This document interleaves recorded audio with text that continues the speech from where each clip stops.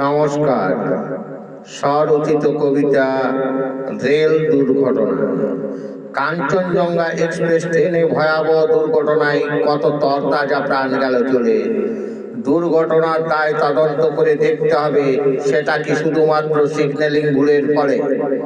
Kanchenjunga express যে লাইনে ছিল সেই একই লাইনে কিভাবে ঢুকলো মালগাড়ি, যাত্রীরা পারল না গন্তব্যস্থলে যেতে, তাদের মৃতদেহ আজকে আসবে বাড়ি।